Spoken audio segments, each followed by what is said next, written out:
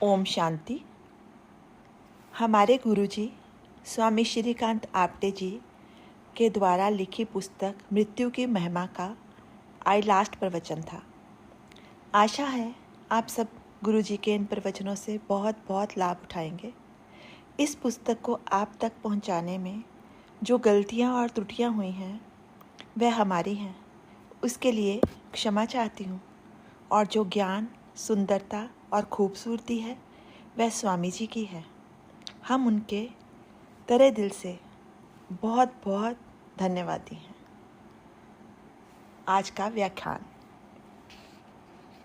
प्रेत आत्मा, पर काया, परवेश, ऐसी कई मान्यताएं लोगों में चर्चा का विषय बनी हुई हैं। जैसे भूत प्रेत, अशुद्ध तथा शुद्ध आत्माएं, मृत्यु के बाद का शास्त्र भी बहुत व्यापक तथा विचार करने योग्य है। जैसे पृथ्वी के इर्द गिर्द पृथ्वी का वायुमंडल, सूर्य के पास सूर्य का वातावरण, ऐसे ही हमारे देह के चले जाने के बाद हमारे अच्छे या बुरे संस्कारों का वायुमंडल अवश्य ही बनता है। दुर्गंध वाले पदार्थ के आसपास का वायुमंडल खराब हो जाता है। सुगंधित पदार्थ, धूप या अगरबत्ती जलने के बाद बड़ी देर तक उसकी सुगंध रहती है। ऐसे ही जीवन की शुद्धता या अपवित्रता का असर भी रहता ही होगा। कुछ चिंतक लोग कहते हैं कि हमारे इर्द गिर्द के वातावरण में शुद्ध अशुद्ध कामनाओं की तरंगें तैरती रहती हैं। पवित्र या अपवित्र कामनाओं को पूरा करने के लिए जो देह चाहिए होती है वह ना मिलने के कारण वासना का सूक्ष्म शरीर तो है, परंतु कर्म का साधन रूप देह उनके पास नहीं होता। इसलिए उनकी कामना शक्ति पर काया में प्रवेश करती है तथा दुष्ट या सज्जन को सत्कर्म या कुकर्म करने में विदेही होते हुए भी सहायता करती है। मान लो किसी के मन में किसी का खून या हत्या करने की मलिन भावना जागी है।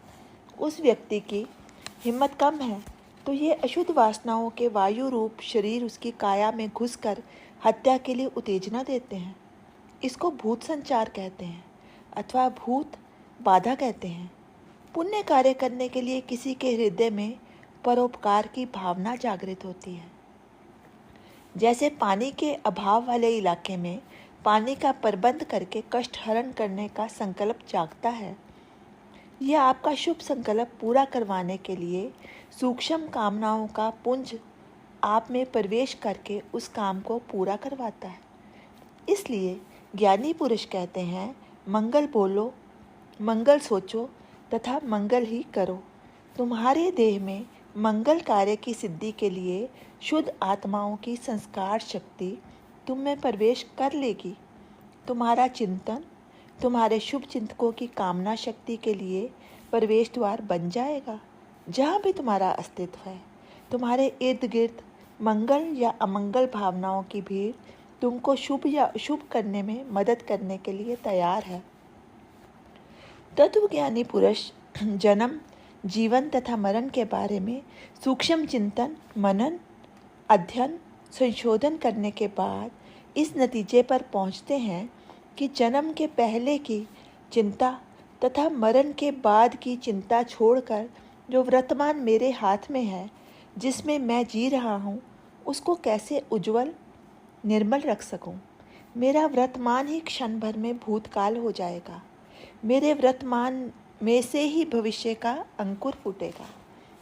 वर्तमान की जड़ों का नाम भूतकाल है तथा वर्तमान के फलों का नाम भविष्यकाल है। वर्तमान अगर आम की गुठली है तो भूतकाल आम की जड़ें बनेंगी और भविष्यकाल आम्रफल होगा। जन्म, जीवन, मरण मंगल मधुर ही होगा। मनुष्य में एक भारी कमी रहती है, वह है निर्णय शक्ति का अभाव। माता पिता अक्सर यही कहते हैं कि हमने बच्चों को जन्म दिया, उनका पालन पोषण किया, किंतु उनको ये ख्याल नहीं आता कि हमने बच्चों को मृत्यु भी दी है। जन्म और मरण एक सिक्के के दो पहलू हैं। जीवन का सिक्का ना तो अकेले जन्म से बनता है, ना तो अकेले मृत्यु से बनता है। माँ बाप को अगर बोध हो जाए तो मृत्यु को या परमात्मा को या दैव को कोसना छोड़कर वह इस सच्चाई को, इस कठोर सत्य को स्वीकार करेंगे कि हम ही किसी के जन्म तथा मृत्यु के दाता हैं, सुख दुख के निर्माता हैं, भाग्य के रचयिता हैं। जीवन एक उपन्यास है। यदि उपन्यास का पहला पन्ना जन्म है तो अंतिम पन्ना मरण भी होगा। अब ये सारा ही चिंतन, मनन, पठन, पाठन, वचन, श्रवण के परिणाम स्वरूप निकला हुआ मृत्यु की महिमा का माखन मैं अपनी आने वाली मृत्यु को समर्पण करता हूँ। ओम शांति। धन्यवाद।